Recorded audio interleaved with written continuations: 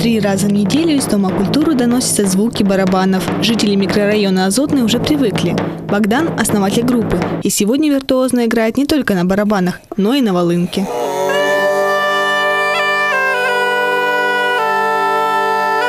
Вообще все это началось с того, что в 2001 году первый раз увидел в Петербурге на Невском барабанящих людей.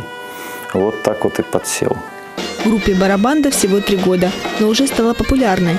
Недавно, например, на выступлении произошел такой забавный случай. Было забавно, когда мы пришли в одну организацию, и контингент подобрался, как бы сказать, того века в большинстве. И у нас есть один номер, который мы начинаем с гимна Советского Союза.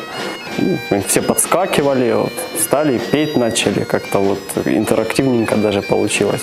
Музыку ребята играют в шотландском стиле, однако инструменты из разных стран. Эта волынка привезена из Испании, а это индийская табла. Кстати, самый сложный инструмент в плане техники.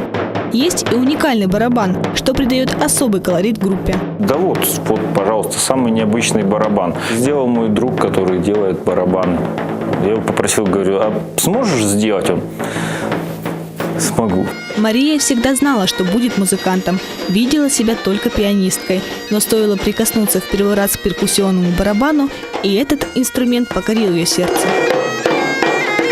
Когда я их первый раз увидела, я подумала, что я, наверное, никогда не смогу. Потом мне предложили попробовать, я попробовала, у меня начало что-то получаться и втянулась. Сейчас донецкая группа «Барабанда» не только выступает, но и обучает всех желающих.